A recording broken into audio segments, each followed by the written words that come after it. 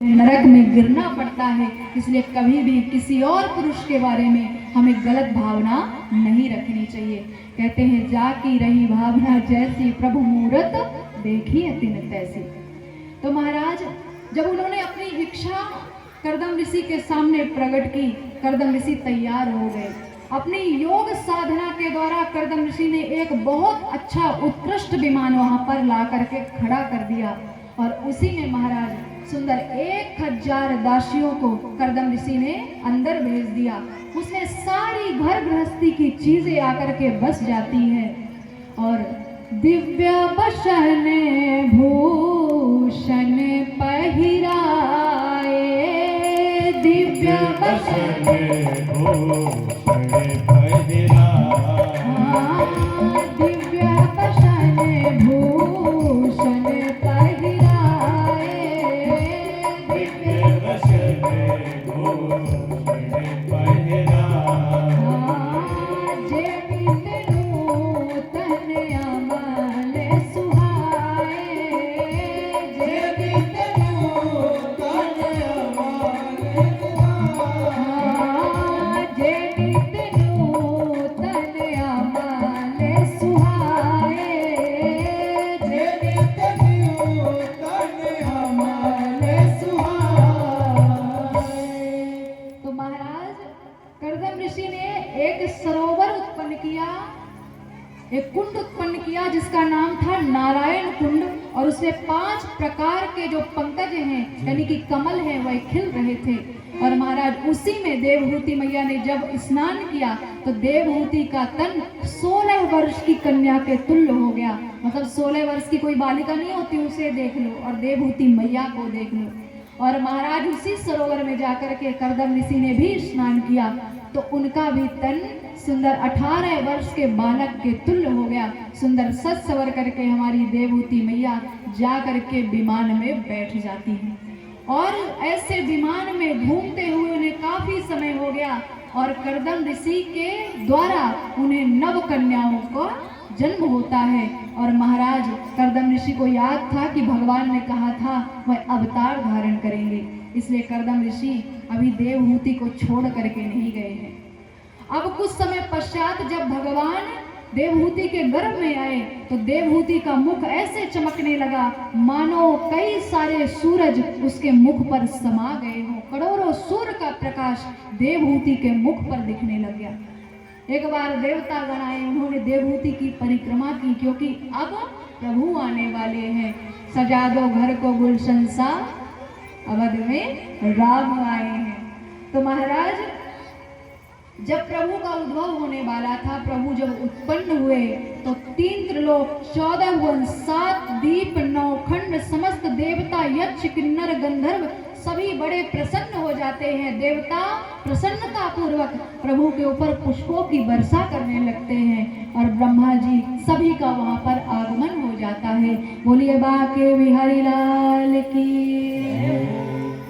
और ब्रह्मा जी ने क्या कहा? बोले ये भगवान सबकी इच्छा को पूर्ण करने के लिए उत्पन्न हुए हैं, इसलिए इनका नाम कपिल देव होगा। आज से यह कपिल देव के नाम से जाने जाएंगे। बोलिए कपिल देव भगवान की। और महाराज करदम ऋषि तपस्या के लिए जब वन की ओर जाने लग गए, उन्होंने कहा था कि मैं जैसे ही मेरे पास में भगवान नारायण आएंगे वैसे ही मैं अपने घर को, अपनी पत्नी को, अपने बच्चों को छोड़ करके चला जाऊंगा। तो महाराज जब वो जाने लगे तो भगवान नारायण ने मतलब कपिल देव ने उन्हें रोक लिया और बोले पिताजी एक बात हमारी सुनते जाइए। बोले क्या? बोले जब मनुष्य जन्म लेता है तो उसके ऊपर 3 ऋण चढ़ जाते हैं। सब लोग ध्यान से सुनना। तो बोले 3 ऋण? बोले हाँ। पहला होता है देव ऋण, दूसरा होता है ऋषि ऋण और तीसरा होता है पितृ ऋण। तो महाराज अगर हम यज्ञ करते हैं तो हमें देव ऋण से मुक्ति मिल जाती है। अगर हम रामायण का पाठ करते हैं, भागवत का पाठ करते हैं, वेद पाठ करते हैं तो हमें ऋषि ऋण से मुक्ति मिल जाती है। और अगर हम बालक उत्पन्न करते हैं, संतान उत्पत्ति करते हैं तो हमें पितृ ऋण से मुक्ति मिल जाती है। और पिताश्री संसार में सदैव अविनाशी वस्तु से ही प्रेम होना चाहिए, क्योंकि अविनाशी वस्तु से हमें चलने, उठने, देखने, फिरने की शक्ति मिलती है। इसलिए हे पिताजी जाइए और जा करके भगवान का ध्यान कीजिए। करदम ऋषि वहां से चले गए। इसके बाद देवहूति मैया बची। उन्होंने कपिल मुनि के ऐसे वचनों को सुना तो सुन करके बड़ी प्रसन्न हो गई और क्या कहती हैं, तमाशीनं कर्माणं तत्वा मार्गाग्रदर्शनं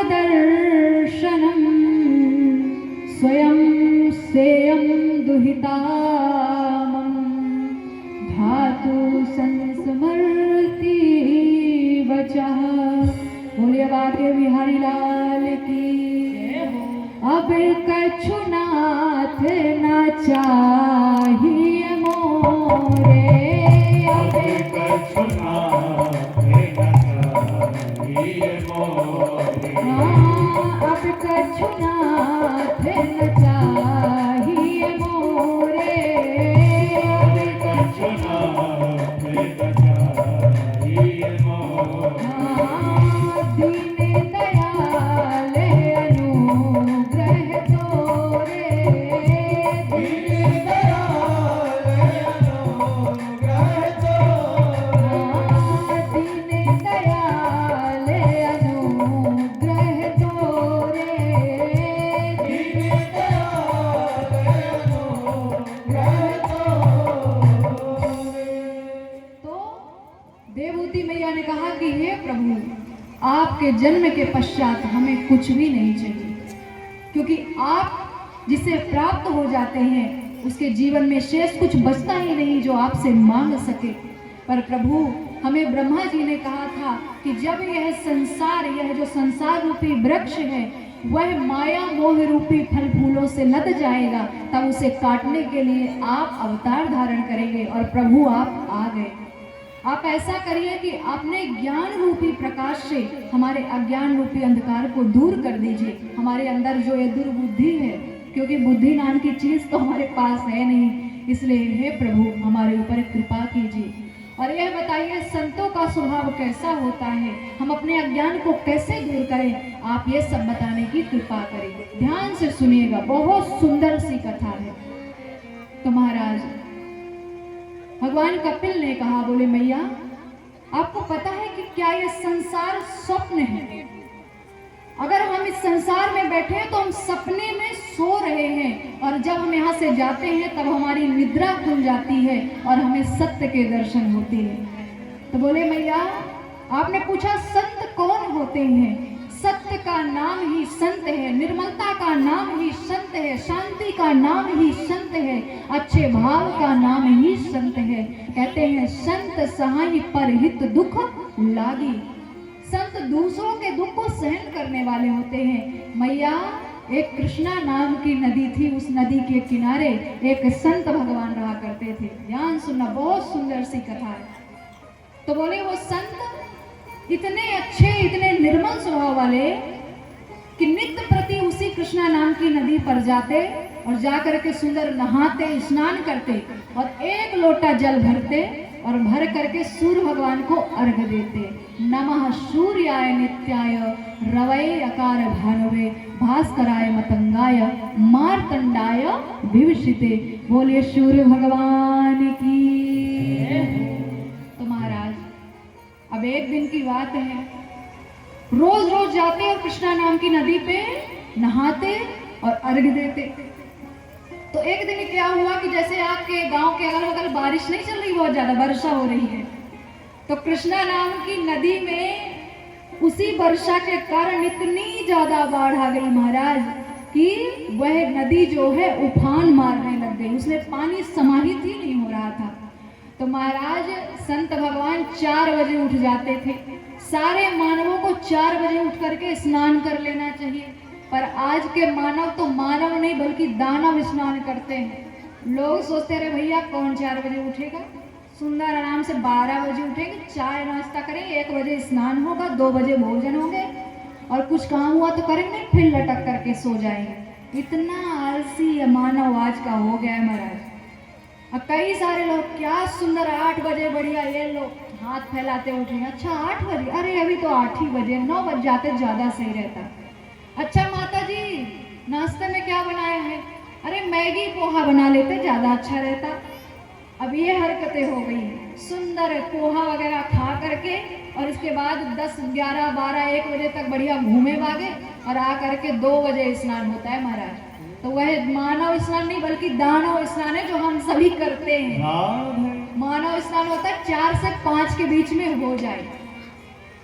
तो अच्छा कौन कौन मानव स्नान करते हैं? हाथ ऊपर करना जरा। कौन 4 बजे उठ जाता है स्नान कर लेता है? स्नान नहीं करती मैया ने पहले ऐसे कर दिया। हाँ देवी जी हम उठते हैं। माता उठने से कुछ नहीं होता, स्नान भी करना पड़ेगा। पर ऐसा नहीं है, माता उठ जाती है बहुत अच्छी बात है। ब्रह्म मुहूर्त में उठना भी बहुत अच्छी बात है। अब आज का समय ऐसा हो चुका है कि उठते ही झाड़ू बर्तन करना पड़ता है, तो 5 बजे नहाना तो संभव है नहीं। तो कोई बात नहीं, 12 बजे तक नहाओ, शास्त्र आज्ञा कर रहे हैं कलयुग में। वैसे तो सतयुग में ये सब नहीं चलता था और अब कलयुग में चलता है। तो महाराज संत जी गए और जाकर के कृष्णा नाम की नदी पर जैसे ही पहुंचे तो देखा कि अनेक जलीय जीव बह करके इधर उधर हो रहे हैं, पर उसमें एक बड़ा सा बिच्छू बह करके ऊपर और नीचे हो रहा था। संत जी ने सोचा चलो ये तो मछली है, यह तैरना जानती है, मगरमच्छ है वह भी जल में तैर लेता है, पर यह बिच्छू यह तैरना नहीं जानती है, इसीलिए इस बिच्छू को हम ही पकड़ करके निकाल देते हैं। कहीं इसकी मृत्यु हो गई है, मर गई तो यह पाप मुझे लगेगा।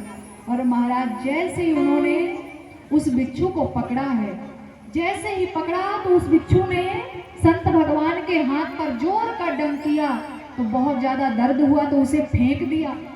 अब दोबारा से उस बिच्छू को उठाया, फिर से उसने डंक कर दिया तो संत भगवान के हाथ से वह बिच्छू फिर से छूट गई।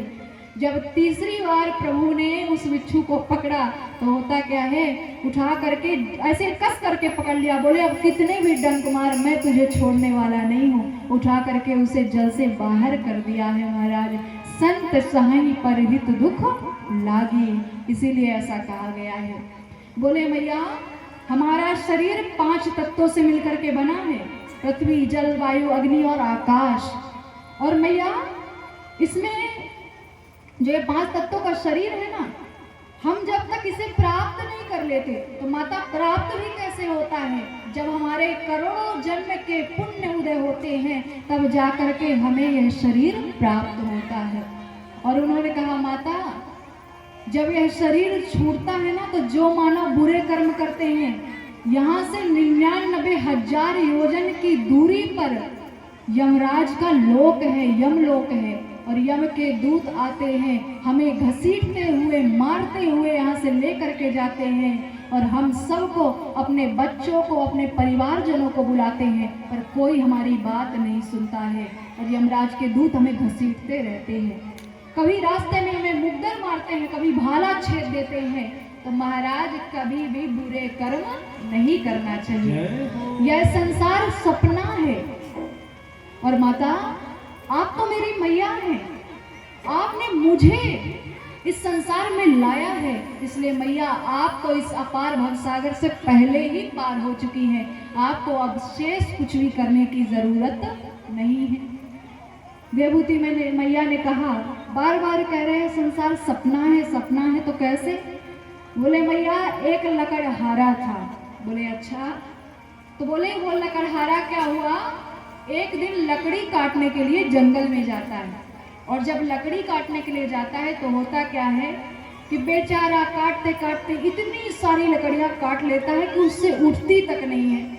कैसे भी करके उठा करके महाराज ला करके एक कुएं के पास में उस गठरिया को पटकता है, और पटक करके अब सोचता है कि बहुत प्यास लगाई है, तो महाराज उसी कुएं से जल निकालता है और जल पान कर लेता है। अब उसने क्या सोचा, चलो बहुत देर से लकड़ी काट रहा हूँ, क्यों ना यहीं पर थोड़ा सो जाता हूँ, सो जाऊंगा तो अच्छा लगेगा, थोड़ी बहुत शक्ति आ जाएगी, तब जा करके गठरिया उठाऊंगा, घर पहुंच जाऊंगा। अब ध्यान से सुनना, हाँ बड़ी मजे वाली कथा है। अब महाराज वो लकड़हारा, जैसे यहाँ कुआं बावड़ी नहीं होती तो उसके ऊपर एक चबूतरा बना होता है, उसी चबूतरे में वह लकड़हारा सो जाता है, और सोते सोते क्या सपना देखता है कि कुछ ही दूर से एक घुड़सवार करता हुआ व्यक्ति, मतलब घोड़े में चढ़ा हुआ एक व्यक्ति उसके पास आता है और वह घोड़े में चढ़ा हुआ व्यक्ति घोड़े से उतर करके घोड़ा ला करके लकड़हारे को दे देता है। अब लकड़हारा यह देख रहा है कि उस घोड़े पर उसने अपनी गठरी को रख लिया है और रख करके जैसे ही महाराज वह घोड़े पर चढ़ा है और चढ़ करके जैसे घोड़ा तिगड़िक तिगड़िक करके चलता है तो उचकता है ना महाराज, जैसे नीचे ऊपर करके, तो उसने सोचा मैं घोड़े पर बैठा हूँ और महाराज जैसे ही वह एक बार उचक करके नीचे जा करके कुएं में समाहित हो गया। बोलिए बाके बिहारी लाल की जय। और महाराज जब उसकी निद्रा खुली तो उसने सोचा अरे राम राम, मैं तो कुएं के ऊपर सो रहा था, घोड़े में थोड़ी न चढ़ा था, आज आकर के कुएं में गिर गया, कोई तो मुझे बचाओ। तो महाराज यह संसार स्वप्न है, इस संसार में कुछ भी सत्य नहीं है। जब तक आए हो अपना अच्छा करो, बालकों का ध्यान रखो, घर गृहस्थी बसाओ, लेकिन उसके साथ साथ भगवान का नाम भी लो, ऐसा भागवत आदेश करती है। महाराज इसी प्रकार से सांख्य योग शास्त्र का ज्ञान उपदेश देवहूति मैया को कपिल जी ने दिया है। अत्रे ग्रहे शुरश्रेष्ठा स्तुतो पत्यन्त हेतवः किंचित् चिकीर्ष जाता एतदाख्याहि मे गुरु। बोलिए बाके बिहारी लाल की। तो महाराज अत्रि और उनकी पत्नी का नाम अनसुईया है कि नहीं। तो क्या हुआ कि एक बार अनसुईया मैया जो है बालक पाने की इच्छा से वह भगवान का ध्यान कर रही थी, तपस्या कर रही थी। तो किसी भगवान का नाम ना लेकर के क्या बोल रही थी, ओम कर्ताय नमः, ओम कर्ताय नमः, ओम कर्ताय नमः। मतलब किसी भगवान का नाम नहीं ले रही बल्कि करता करता करके बुला रही है।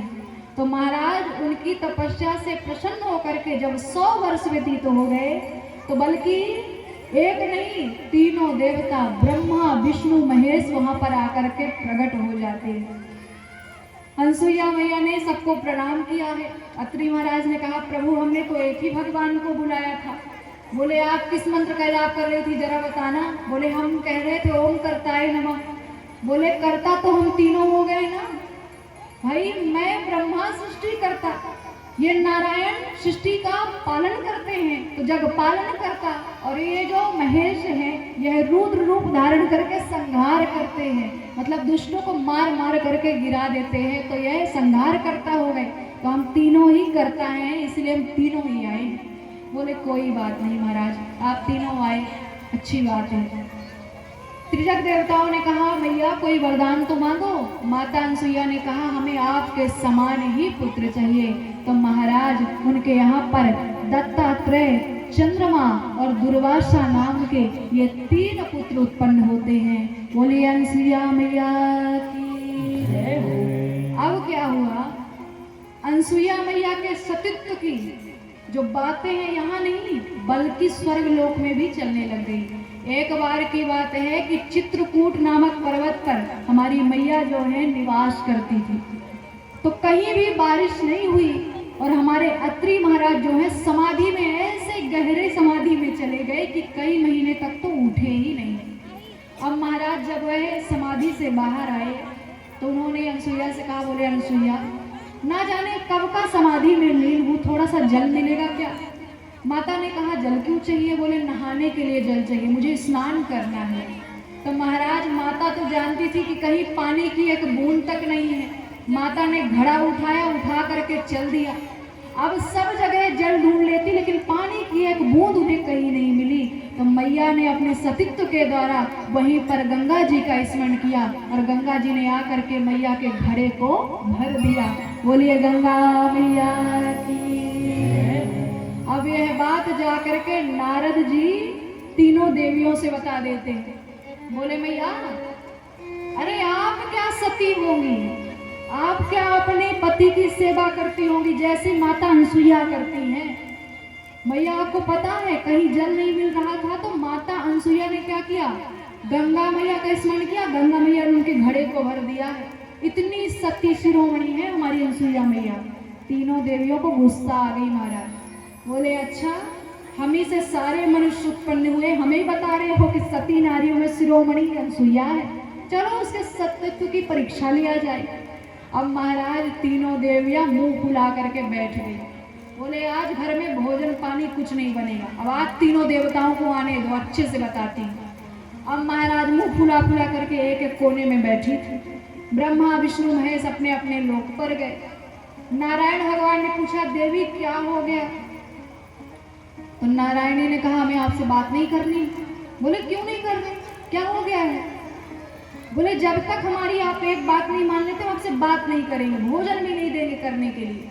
बोले भोजन नहीं दोगी तो काम कैसे होगा, बहुत सारा काम करना पड़ता है। अब जैसे पिताजी लोग ऑफिस नहीं जाते, दफ्तर काम करने के लिए, ऐसे हमारे प्रभु भी दिन रात आपकी सेवा में लगे रहते। बोले बताइए क्या इच्छा है? बोले अनसुईया के बारे में इतनी सारी बातें बोली जा रही हैं, आप जा करके अनसुईया की परीक्षा लो, हम ये चाहते हैं। नारायण भगवान ने कहा अपने माता के लिए कोई पुत्र परीक्षा लेता है, वह मुझे पुत्र मानती है, मैं कभी नहीं जाऊंगा। बोले अगर आप नहीं जाएंगे तो हम आपसे बात नहीं करेंगी, आपको जो करना है करिए, हमें आपसे कोई बात नहीं करनी। अब नारायण भगवान कहते हैं महाराज पत्नी की बात नहीं मानोगे तो जाओगे कहाँ? नारायण भगवान ने बात मानी, तीनों देवता आपस में आए, बोले महाराज चलिए चलते। अब तीनों जब आए तो तीनों ने ब्राह्मण का स्वरूप बनाया और बना करके अनसुईया मैया के यहाँ पर पहुंच गए और मैया से कहे मैया, अरे ओ अनसुईया मैया, क्या हमें आपके आश्रम पर भोजन मिलेगा, भिक्षा मिलेगी?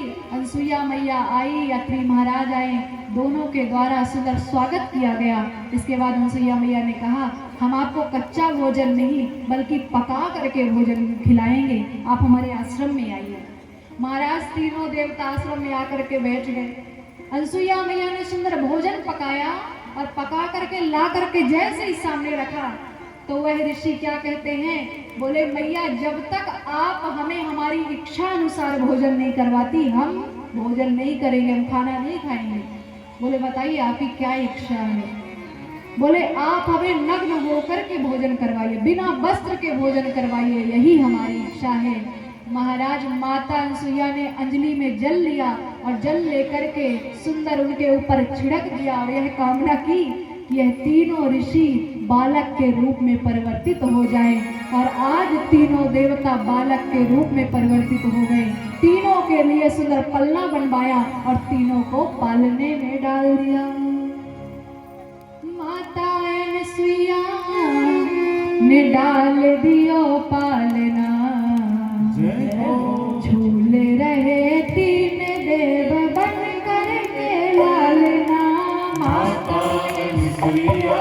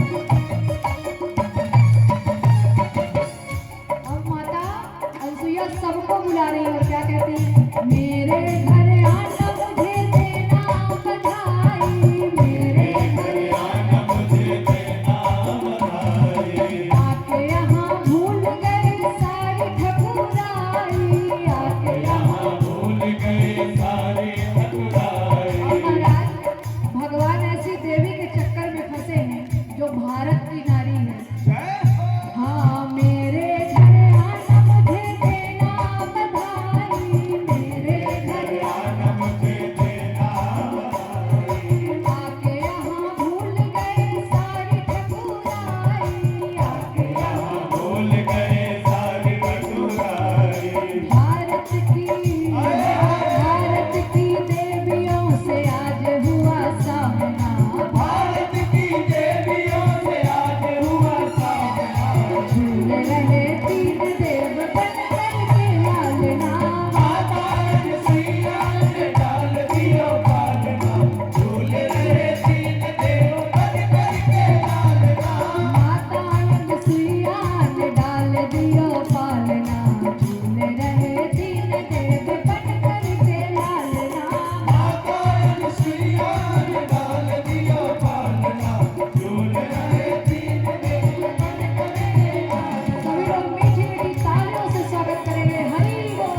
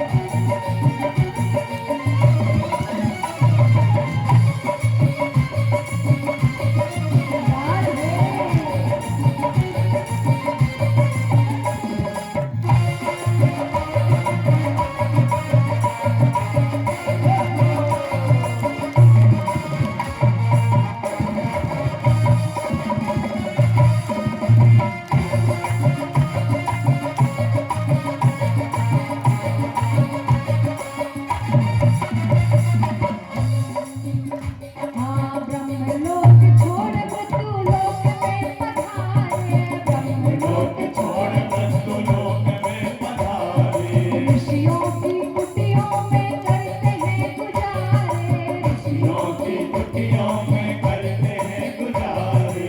ब्रह्मलोक छोड़ मृत्युलोक में पधारे, लोक छोड़ मृत्युलोक में पधारे। ऋषियों की कुटियों में करते हैं गुजारे, ऋषियों की कुटियों में करते हैं गुजारे। नाच रहा, हाँ नाच रहा तन दिल पूछे कोई हाल ना, नाच रहा पूछ कोई हाल ना। झूल रहे तीन देव बन के लालना, सिया ने डाल दियो पालना। झूल रहे तीन देव बन करके लालना। माता अनसुईया ने डाल दियो पालना, झूल रहे तीन देव बन करके लालना, माता रजसिया ने डाल दियो पालना। झूल रहे तीन देव बन करके लालना। झूल रहे तीन देव बन करके लालना, झूल रहे तीन देव बन करके लालना। झूल रहे तीन देव बन करके लालना, झूल रहे तीन देव बन करके लालना। झूल रहे तीन देव बन करके।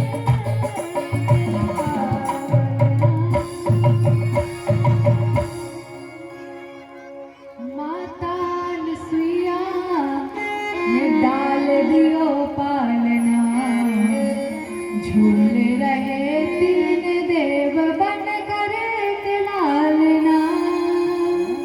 बोलिए बाके बिहारी लाल की, श्रीमद् भागवत महापुराण की। तो महाराज माता अनसुईया इतनी प्रतापी, इतनी शक्तिशाली कि आज तीन देवताओं को बालक बना दिया है और बना करके जैसा प्रभु चाहते थे कि बिना वस्त्रों के भोजन कराए, तो कहते हैं महाराज कि माता अपने बालक को किसी भी अवस्था में भोजन करा सकती है, इसमें कोई संशय और शंका की बात नहीं है। एक माता अपने बालक को स्तनपान कराती है कि नहीं, अपने आंचल के नीचे छुपा लेती है, पर वह बालक माता के स्तन को देखता है, पकड़ता है, पीता है, तो महाराज इसमें कोई पाप नहीं है। माता अनसुईया ने बुद्धि लगाई, दिमाग लगाया कि ये लोग इतने बड़े हैं तो नग्न अवस्था में भोजन नहीं करा सकती, पर अगर छोटे बालक बन गए तो हम इन्हें जैसे चाहे वैसे भोजन करा सकते हैं। तीनों देवताओं को एक एक करके उठाया है और मैया ने भोजन की जगह अपने स्तनों को पान कराया है और बोले ये लीजिए। आप मुझे माता कह रहे थे ना, आज मुझे भी माता होने का सच्चा सुख प्राप्त हुआ है। आज तीनों देवता मैया अनसुईया के यहाँ पर ब्रह्म लोक छोड़ मृत्यु लोक को पधारे, ऋषियों की कुटियों में करते हैं गुजारे। कहाँ का राजपाट, कहाँ का त्रैलोक, कहाँ का कोई भी कारोबार, सारा काम काज तीनों भगवान भूल गए और कई दिनों तक घर नहीं लौटे। तीनों देवियां ढूंढते ढूंढते आई, बोली अरे हमारे पतिदेव पता नहीं कहाँ चले गए। आकर के अनसुईया मैया के पास पहुंची, बोले अनसुईया मैया हमारे पति देवता आपके यहाँ पर आए थे। बोले आपके पति? कौन से पति? बोले आपने मुझे पहचाना नहीं, मैं लक्ष्मी हूँ, ये सरस्वती हैं और ये पार्वती हैं। बोले नहीं नहीं, हमारे यहाँ पर ब्रह्मा विष्णु महेश नहीं आए। हाँ एक समय की बात है, 3 ऋषि जरूर आए थे। बोले मैया वही ऋषि तो ब्रह्मा विष्णु महेश हैं और ये हमारी अज्ञानता है जो हमने उन्हें यहाँ पर भेजा। मैया हमारे पतियों को वापस कर दो। बोले हमें क्या पता, जाओ आश्रम में अंदर जाकर के ढूंढ लो, अगर मिल जाए तो लेके चले जाना। अब महाराज तीनों देवियां अंदर गई, अंदर जाकर के पल्ले में देखा, तीनों देवता एक जैसे दिख रहे हैं, ना कोई छोटा ना कोई बड़ा, ना कोई मोटा ना कोई पतला। बोले इसमें से ब्रह्मा विष्णु महेश कौन है समझ भी नहीं आ रहा। लक्ष्मी देवी ने कहा ये बीच वाले विष्णु हो सकते हैं। बोले ये ब्रह्मा भी तो हो सकते हैं, पता चला दूसरे के पति को लेकर के चले गए तो अनर्थ हो जाएगा। अब महाराज तीनों देवियां बेचारी आपस में विचार कर रही हैं। अब तीनों को जब कुछ समझ में नहीं आया, जा करके अनसुईया मैया से बोला माता ओ मैया क्षमा कर दो, हमें हमसे भूल हो गई। हम मानते हैं कि सती नारियों में आपके समान शेष कोई भी नहीं है, मैया हमारे पतियों को लौटा दो। बहुत सारा निवेदन करने के बाद मैया ने क्या किया, पुनः वही क्रिया की और तीनों देवता अपने असली स्वरूप में आकर के खड़े हो गए। बोलिए त्रिजग देवताओं की, बोलिए माता अनसुईया की, बोलिए अत्रि महाराज की। और बोली अब दोबारा से याद रखिएगा, आप तो देवी हैं और देवियां काम क्रोध लोभ मोह मद मत्सर अहंकार और ईर्ष्या से दूर होती हैं, उनके अंदर ये खटकार कभी भी वास नहीं करते हैं। और आपने हमारे ऊपर शंका की शक किया, अरे हम आपसे बड़ा बनने की कभी सोच भी नहीं सकते हैं। हम तो इस पृथ्वी में रहते हैं, आप तो देवलोक में रहती हैं, आप हमसे अत्यधिक बड़ी सती नारी हैं। हम अपने आप को सती या देवी मानते ही नहीं हैं, हम तो केवल अपने पति के चरणों की दासी हैं, उनके चरणों की सेवा करना हमारा परम धर्म है, हम बस यही मानते हैं। और महाराज ऐसे ही माता अनसुईया ने त्रेता युग में आई हुई मिथिलेश कुमारी माता सीता को भी सुंदर सती नारियों का क्या चरित्र होता है, कैसा रहना चाहिए, कैसे क्या करना चाहिए, सारी चीजों का ज्ञान उपदेश किया है। बोलिए अनसुईया मैया की। प्रिय व्रतोतांत पाद शतरूपा पते सुतौ वासुदेवश्च कलया रक्ष्याम जगताय स्थितौ। बोलिए बांके बिहारी लाल की जय, श्रीमद् भागवत महापुराण की जय। महाराज मनु के 2 पुत्र प्रियव्रत एवं उत्तानपाद। महाराज मनु ने 71 1000 चतुर्युग तक राज किया और अपने राज्य का कारोबार संभालते संभालते सुंदर भगवान का नाम लेते लेते वह इस अपार भव सागर से पार जाकर के प्रभु के धाम पर पहुंचे। कहते हैं कलयुग केवल नाम आधारा, कलयुग में अगर कोई भी आधार है वह है नाम। जो नाम जाप करता है वही भगवान को पा सकता है। और महाराज उनके जाने के बाद में प्रियव्रत एवं उत्तानपाद दोनों भाइयों ने अलग अलग जगह जाकर के हमारे महाराज मनु के राज सिंहासन को संभाला। और संभाल करके क्या करते हैं कि उत्तानपाद जो हैं उनकी 2 पत्नियां थीं। अब ध्यान से सुनना, एक का नाम था सुनीति, दूसरे का नाम था सुरुचि। शोर कम मचाओ थोड़ा सा, इतनी सुंदर सी कथा चल रही और आप सब पर आज बहुत अच्छी बात है, बहुत सारी माताएं क्या सुंदर ऐसे करके बैठी हैं, अच्छे से कथा सुन रही हैं। आप याद रखिए हमारी नजर एक एक व्यक्ति के ऊपर पड़ती है, किसी को भी हमारी नजर से दूर नहीं रखा जा सकता है। ये व्यासपीठ है ही ऐसी चीज, भले लोग इसका कई सारे लोग मजाक बना लेते हैं व्यासपीठ को, लेकिन महाराज इसमें बैठना आसान बात नहीं होती। 3 घंटे तक पट पट करके बोलना, फिर इसके बाद में उतरना, है कि नहीं। आपको अभी 10 मिनट बोलने के लिए कह दिया जाए तो थक जाओ, तो ध्यान से सुनो। तो सुनीति और सुरुचि 2 पत्नियां हैं। सुनीति किसे कहते हैं पता है क्या? नहीं पता। सुनीति का अर्थ होता है जो अच्छी नीति वाली हो, जो अपने पति के आज्ञा का पालन करे, पति की बात को माने, पति जो कहे वही करे, उसे कहते हैं सुनीति। सुरुचि का अर्थ होता है जो केवल और केवल उसका मन जो कहता है, उसकी इच्छा जो कहती है, उस इच्छा से काम करे, उसका नाम है सुरुचि। और महाराज हर एक पुरुष के जीवन में ये 2 पत्नियां अवश्य होती हैं। अब माताएं अपने पति को मत पीट डालना कि दूसरी वाली कहाँ है हमें बता दो, वरना अच्छा नहीं होगा, घर नहीं आने देंगे। ऐसा नहीं है माताओं, मैं समझा देती हूँ। इससे पहले कि आप पिताजी लोगों को डंडा लेकर के खदेड़ दे तो आपको समझा देते हैं कि महाराज सोच समझ करके जो कार्य करती है वह है हमारी बुद्धि, और जो मन चला है वह है हमारा हृदय। तो बुद्धि और हृदय हर पुरुष के पास में होता है। आपके पास में है पर वो आपकी पत्नी नहीं बन सकते, पर इनके पास में 2 पत्नियां पहले से, तीसरी आप बैठी हो, तीसरे नंबर की हो, ज्यादा ऐसे खुश होने की जरूरत नहीं है। पहले से 2 पत्नियों से विवाह करके रखा है, एक बुद्धि से, दूसरे मन से, अब तीसरी बार आपको लेकर के आए हैं। तो महाराज सुनीति जो है, कुछ समय पश्चात उनसे एक बालक ने जन्म लिया जिसका नाम था ध्रुव, और सुरुचि से एक बालक ने जन्म लिया जिसका नाम था उत्तम।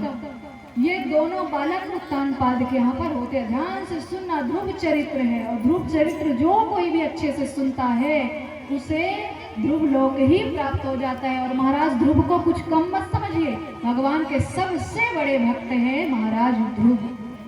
तो महाराज एक दिन ध्रुव जी जो है खेलते खेलते आकर के अपने पिता के पास में पहुंचे, तो उन्होंने देखा कि उनका भाई उत्तम जो है पिता की गोदी में बैठा था और पिता उसे सुंदर खिला रहे हैं, लाड़ प्यार कर रहे हैं। तो बेचारे ने सोचा कि मैं भी तो इन्हीं का पुत्र हूँ। तो बोले पिताजी क्या मुझे भी आप अपनी गोदी में बिठाएंगे क्या?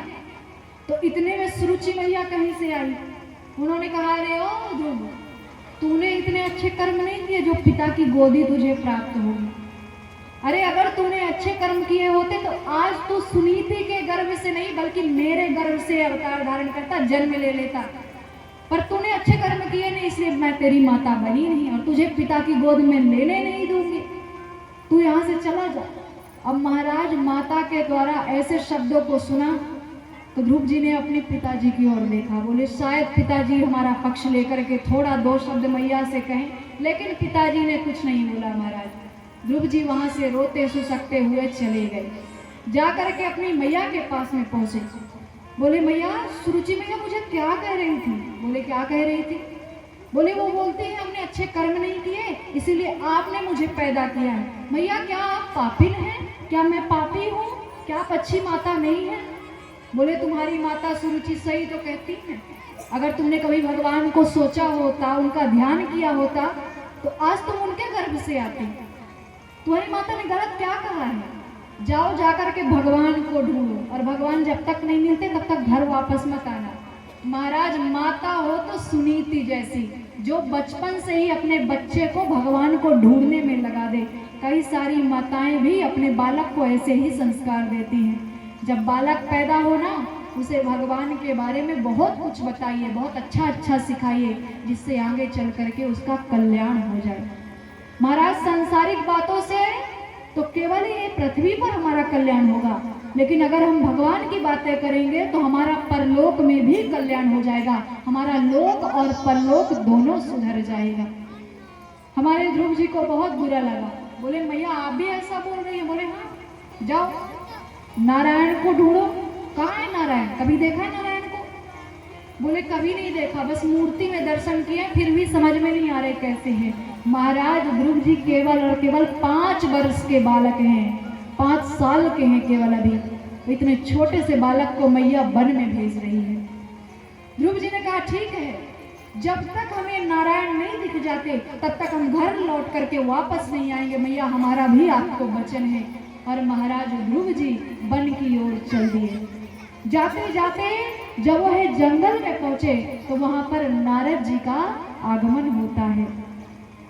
नारद जी ने आकर के देखा कि एक छोटा सा बालक है, आज निर्जन वन में घूम रहा है, जहां ना तो कोई पशु है, ना पक्षी है, ना मनुष्य है। ना जाने इस बालक को किसने भेजा है। महाराज आ करके ध्रुव जी के सामने खड़े हो गए, और जैसे ही खड़े हुए, ध्रुव जी ने नारद जी को पहली बार देखा था, तो क्या जानते नारद जी कौन है? तो उन्हें प्रणाम किया और बोले, साधु महाराज आप कौन हैं? नारद जी ने कहा, मेरा नाम नारद है।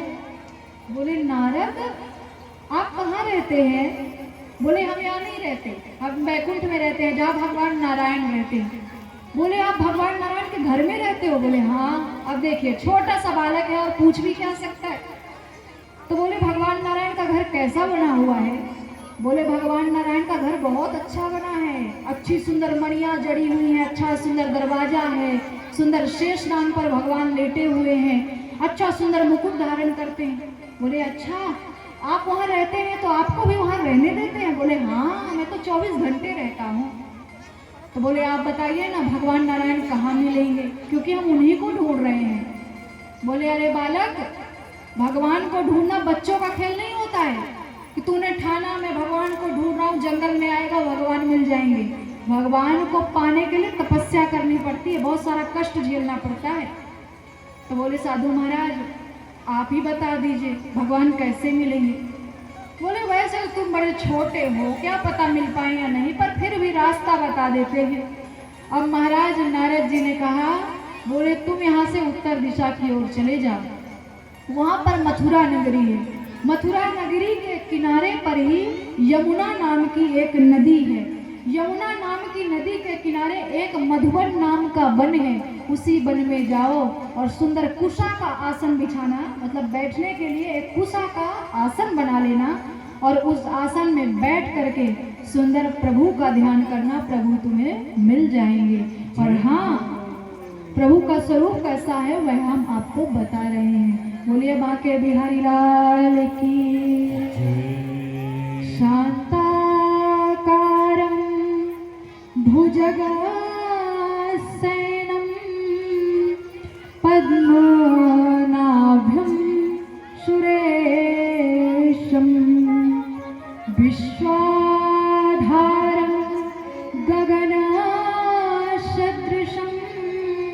मेघवर्ण शुभांगं लक्ष्मीकान्तं कमलनयनं योगविरुद्ध निगन्दनं वन्दे विष्णु भवभयहरणं सर्वलोकैकीनाथं वन्दे विष्णु भवभयहरणं सर्वलोकैकीनाथं। बोले विष्णु भगवान की जय। बोले, जिनका श्याम वर्ण स्वरूप है, जिनकी 4 भुजाएं हैं, चार भुजाओं में चार प्रकार के आयुध हैं, अस्त्र शस्त्र हैं, शंख चक्र गदा और पद्म, जो चार वेद का स्वरूप कहे जाते हैं। भगवान के मस्तक पर एक रत्न जड़ित सुंदर मुकुट लगा हुआ है, उसमें एक बहुत बड़ी मणि चमक रही है। भगवान के गले पर एक बैजंती नाम की माला है, बांसी सीपी सूकरी करी दरी अरुब्याल, बिच बिच मुक्ता गूथिए सो बैजंती माल। भगवान के गले पर सुंदर पुष्पों की माला है, भगवान पीतांबरी पहनते हैं, भगवान का सुंदर श्यामल शरीर है, और भगवान जो है ना वो शेष नाग पर सुंदर शयन करते हैं। भगवान के नाभि से एक कमल उत्पन्न हुआ, उससे ब्रह्मा जी उत्पन्न हुए, और भगवान की सवारी गरुड़, जिस पे बैठ करके भगवान कहीं भी आते जाते हैं। तो जब भगवान तुम्हारे पास आए तो पहचान जाना कि ये भगवान नारायण है। अब महाराज बोले तुम्हें भगवान का रूप तो पता चला, अब भगवान को पाना कैसे है उस मंत्र को भी जान लो। तो क्या बोलते हैं, ओम नमो भगवते वासुदेवाय, ओम नमो भगवते वासुदेवाय, ओम नमो भगवते वासुदेवाय, ओम नमो भगवते सभी लोग गाइए, ओम नमो भगवते वासुदेवाय, ओम नमो भगवते वासुदेवाय, ओम नमो भगवते वासुदेवाय, नमो भगवते वासुदेवाय, ओम नमो भगवते वासुदेवाय, ओम नमो भगवते वासुदेवाय, ओम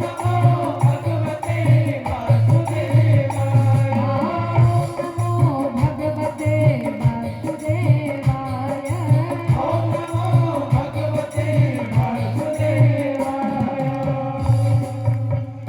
तो महाराज नारद जी ने कहा,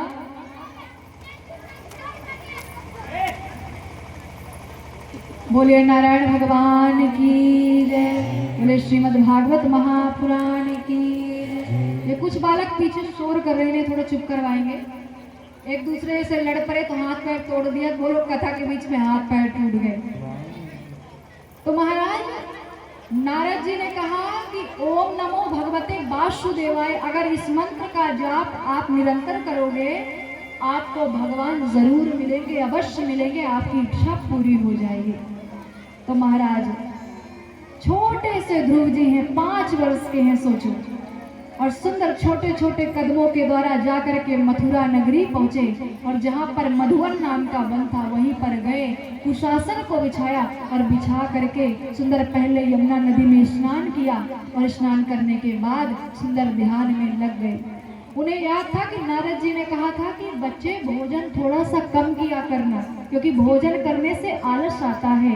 तो महाराज ध्रुव जी पहले 3 दिन में एक बार भोजन करने लग गए, फिर 1 हफ्ते में एक बार भोजन करने लग गए, फिर 1 महीने में एक बार भोजन करने लग गए। अब महाराज उन्होंने 1 महीने भोजन किया, दूसरे महीने भोजन भी छोड़ दिया, केवल वृक्ष के कोमल पत्तों को खा करके रहने लगे। दूसरे महीने में कोमल पत्ते भी खाने छोड़ दिए। उन्होंने तीसरे महीने में केवल जल पी करके अपने समय को गुजारा। तीसरे महीने में जल भी पीना छोड़ दिया, केवल श्वास लेकर के जीवित रहने लगे। चौथा महीना आया, श्वास लेना भी छोड़ दिया, और केवल नाम जाप के सहारे हमारे ध्रुव जी एक पैर से खड़े हो गए, और जब वह उस तपस्या में लीन हो गए तो कहते हैं अस्थि मात्र हो रहो शरीरा, मतलब शरीर पूरा सूख गया है, केवल मुखमंडल बस बचा है जो सूर्य के समान चमक रहा है। और निरंतर ओम नमो भगवते वासुदेवाय, ओम नमो भगवते वासुदेवाय, ओम नमो भगवते वासुदेवाय, निरंतर इसी मंत्र का जाप कर रहे हैं। महाराज जब उन्होंने श्वास लेना छोड़ दिया तो उनके श्वास न लेने पर त्रैलोक की वायु बंद होने लग गई, और हमारे ध्रुव जी को तनिक भी सुध बुध नहीं है कि उन्होंने ना जाने कितने महीने से सांस तक नहीं ली है, और निरंतर गा रहे हैं ओम नमो भगवते वासुदेवाय, ओम नमो भगवते वासुदेवाय, ओम नमो भगवते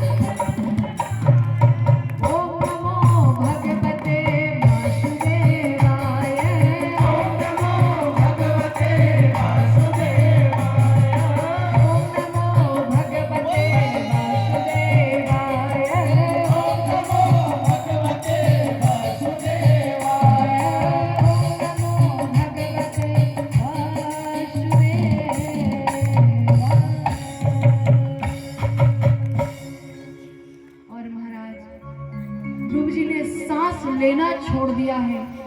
सारे त्रिलोक के प्राणी सबकी सांस बंद हो गई है, त्रिलोक की हवा बंद हो गई है। और ब्रह्मा जी ने जा करके प्रभु से निवेदन किया, बोले प्रभु आपका जो ये भक्त है ये बहुत ज्यादा जिद्दी है, यह अपने नेत्रों को तब तक नहीं खोलेगा जब तक आप उसके सामने जाकर के खड़े नहीं हो जाते हैं। इसलिए हे भगवान नारायण जा करके ध्रुव के सामने प्रकट हो जाइए, नहीं सारे त्रिलोकी जीव मर जाएंगे, कोई भी नहीं बचेगा। महाराज बहुत कहने के बाद में हमारे जो नारायण भगवान हैं उन्होंने वैसा ही स्वरूप बनाया जैसा स्वरूप हमारे ध्रुव जी चाहते थे कि उन्हें दिखे। और महाराज जा करके आज नारायण भगवान ध्रुव जी के सामने प्रकट हो गए हैं और ध्रुव जी को फिर भी सुध बुध नहीं है, निरंतर ओम नमो भगवते वासुदेवाय, ओम नमो भगवते वासुदेवाय अपने मन में ही जाप कर रहे हैं। भगवान सामने भी आ गए, खड़े भी हो गए और फिर भी ध्रुव जी नेत्रों को नहीं खोल रहे, आंखें नहीं खोल रहे, केवल और केवल इसी मंत्र का जाप कर रहे हैं। बोलिए बाके बिहारी लाल की जय।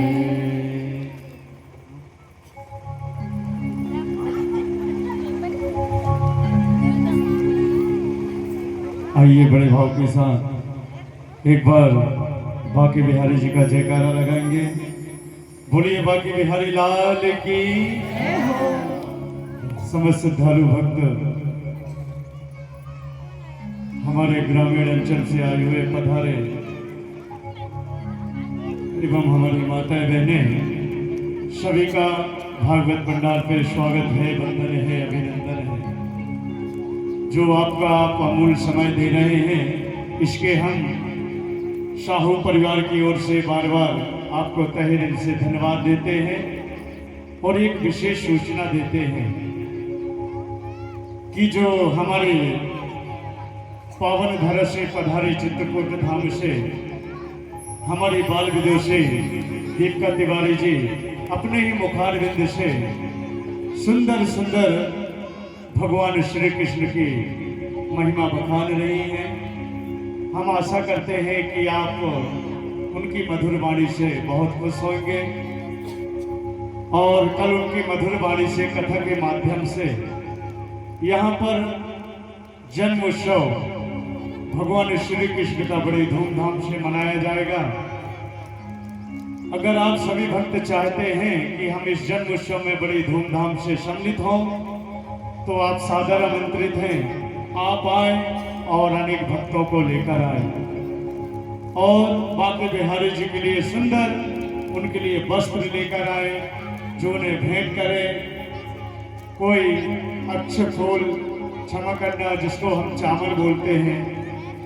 कल बाके बिहारी जी का जन्म उत्सव बड़ी धूमधाम से मनाया जाएगा, इसलिए आप अधिक से अधिक जनसंख्या में आए और उनकी प्राप्ति करें। कहते हैं जब हमारे घर में किसी बालक का जन्म होता है तो हम बड़े सुंदर मीठे मीठे लड्डू बनाते हैं। क्यों मनीष भैया, सही है ना?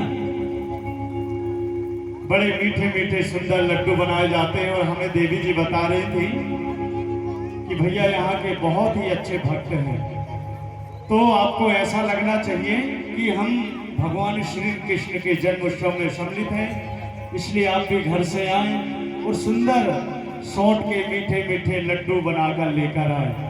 और आप जो भी चढ़ावा लाना चाहते हैं तो बाके बिहारी जी की कल झांकी के माध्यम से आपको दर्शाया जाएगा, उनके दर्शन कराएंगे। बड़े भाव के साथ आइएगा। सभी का स्वागत है, वंदन है। सभी भक्तों को राधे राधे। एक बार जयकारा लगाएंगे। बोलिए पावन चित्रकूट धाम की, भागवत महापुराण की। आइए चलते हैं देवी जी के मुखारविंद से आगे की बात। ओम नमो भगवते वासुदेवाय, ओम नमो भगवते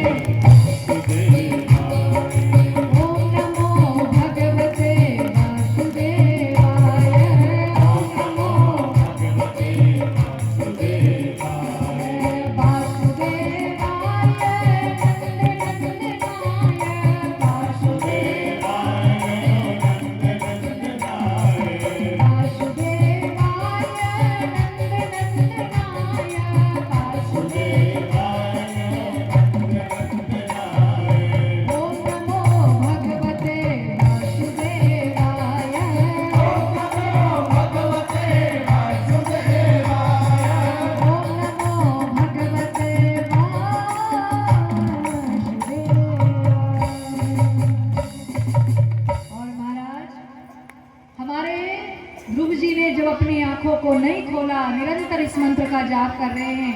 भगवान ने अपने पंचजन नामक संग को उठाया, उठा करके ध्रुव जी के गाल पर छुआ दिया, और जैसे ही छुआया ध्रुव जी का ध्यान फटाफट से खुल गया। सामने देखा नारायण भगवान साक्षात उपस्थित है।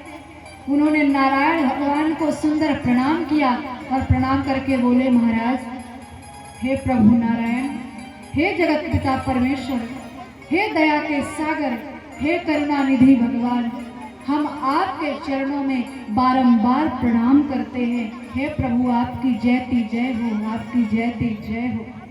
प्रभु, आज आप मेरे सामने आ गए, मुझे संसार की सारी वस्तुएं प्राप्त हो गई, सारे सुख प्राप्त हो गए, अब शेष कोई भी इच्छा नहीं बची है।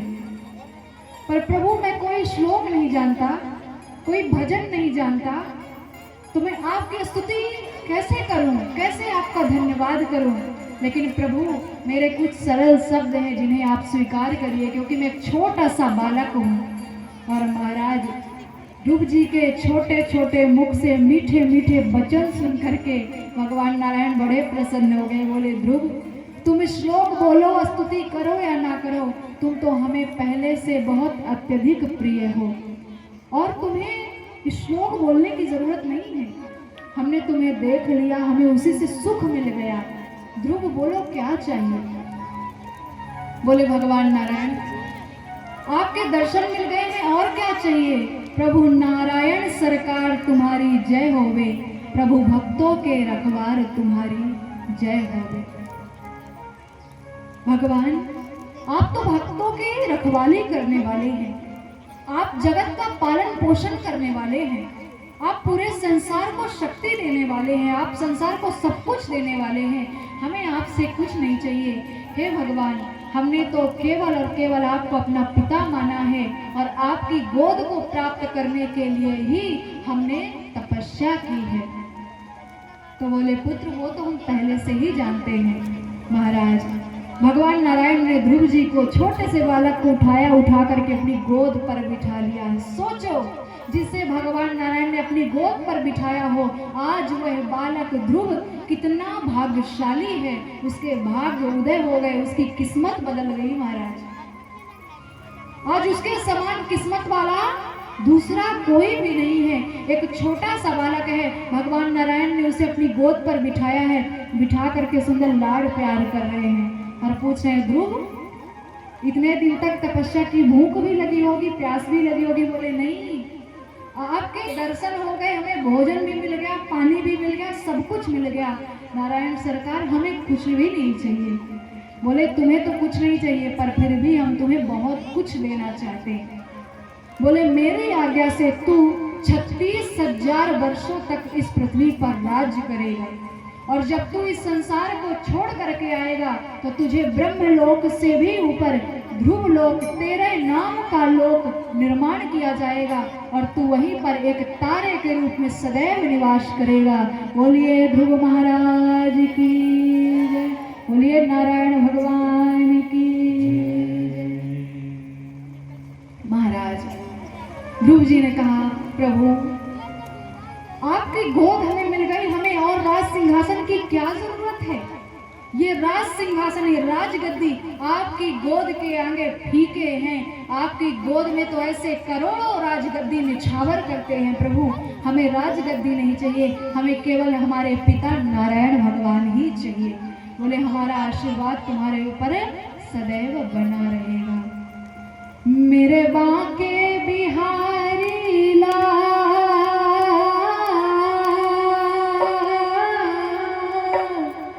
मेरे बांके बिहारी लाल, तू इतना ना करियो श्रृंगार, नजर तो लग जाएगी। मेरे बांके बिहारी लाल, तू इतना ना करियो श्रृंगार, नजर तो लग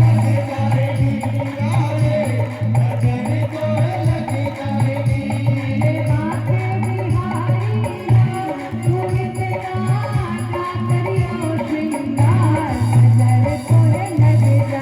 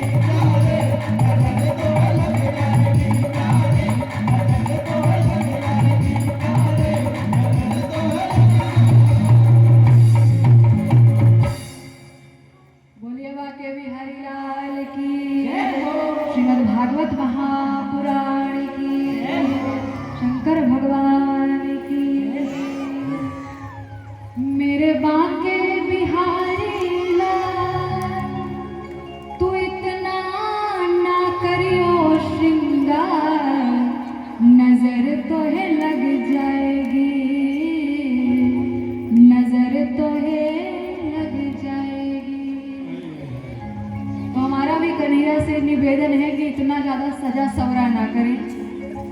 अच्छा हुआ छोरे हुए छोरी ना हुए। छोरी होते तो ना जाने कितनों के गले कट जाते महाराज, कितने लोग खुदकुशी कर लेते, मर जाते, लोट पोट कर जाते इनको पाने के लिए। अच्छा हुआ बालक ही पैदा हुए, बालिका पैदा नहीं हो गए। तो महाराज ध्रुव जी लौट करके अपने घर गए। जा करके सबसे पहले जैसे भगवान श्री राम जब वन से वापस आए थे तो सबसे पहले उन्होंने अपनी कैकेयी मैया का सम्मान किया था, वैसे ही हमारे ध्रुव जी ने अपनी माता सुरुचि का सबसे पहले सम्मान किया। सुंदर चरणों को पकड़ लिया और पकड़ करके उन्हें प्रणाम किया। बोले मैया आपका बहुत बहुत धन्यवाद, अगर आप मुझे ऐसा नहीं कहती तो आज भगवान नारायण के दर्शन हमें कभी प्राप्त नहीं होते। माता, कभी कभी माता पिता के तानों में भी हमारे लिए शिक्षा छुपी होती है, ज्ञान छुपा होता है, और अगर हम उनके तानों को ना माने, उनके तानों को सुन करके बस एक कान से सुने दूसरे कान से निकाल दें, उस कार्य को ना करें तो हमारा कल्याण नहीं हो सकता है। बहुत दिनों बाद आज ध्रुव जी लौट करके आए हैं, अब थोड़े बड़े हो गए हैं, बहुत समय व्यतीत हो गया।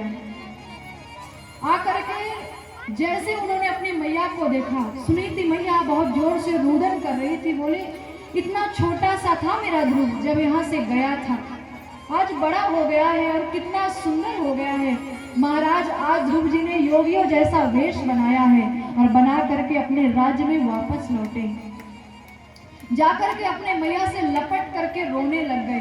बोले मैया ना जाने कब से आपसे नहीं मिला, आपने मुझे कब से दुग्ध पान नहीं कराया, आपने मुझे छोटे बालक के रूप में ही छोड़ दिया था, पर मैया आपने मुझे जो कहा था, मैंने आपको जो वचन दिया था, आज मैं भगवान नारायण को देख करके आ रहा हूँ, उनसे मिल करके आ रहा हूँ, उनकी गोद में बैठ करके आ रहा हूँ।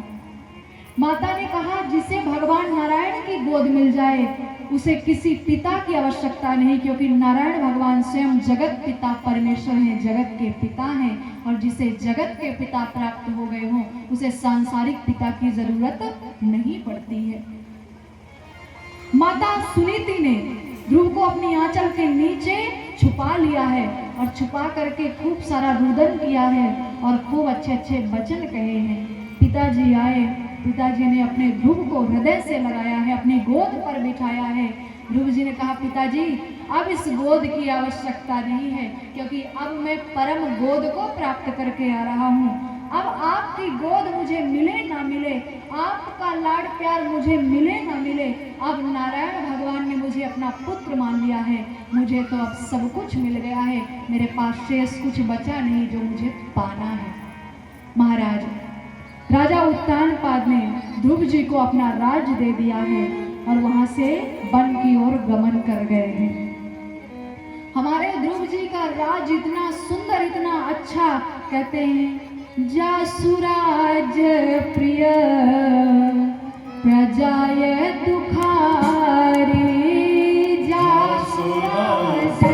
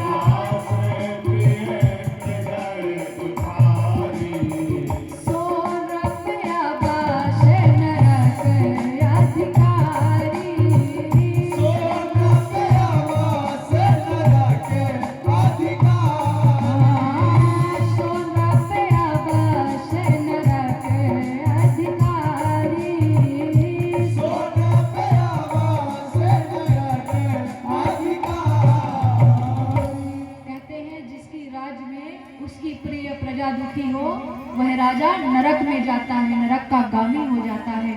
पर हमारे ध्रुव महाराज ऐसे राज्य कर रहे थे कि उनके राज्य में सारे पशु पक्षी सुंदर प्रेम भाव के साथ वास कर रहे थे, रह रहे थे। महाराज उनके राज्य में कोई दुखी नहीं था, सब सुखी थे, सब बहुत प्रसन्न थे और सब प्रसन्नता पूर्वक निवास कर रहे थे। और इसी प्रकार से महाराज मनु ने 36,000 वर्ष तक इस पृथ्वी पर राज्य किया। और इसके बाद जब वह भगवान के धाम को गए, भगवान ने उनके नाम से एक लोक उत्पन्न किया जिसका नाम है ध्रुव लोक। और वहीं पर सदैव हमारे ध्रुव जी महाराज आज भी कभी कभी हमें तारे के रूप में दिखाई देते हैं। और कहते हैं जो कोई भी जोड़ा, शादीशुदा जोड़ा या शादी होने से पहले एक साथ ध्रुव तारा को देखते हैं, उनका साथ कभी भी नहीं छूटता है। उनके ऊपर भगवान की कृपा सदैव बरसती है। आप लोग आरती की तैयारी करिए। राधे कृष्ण कृष्ण कृष्ण राधे राधे राधे कृष्ण राधे कृष्ण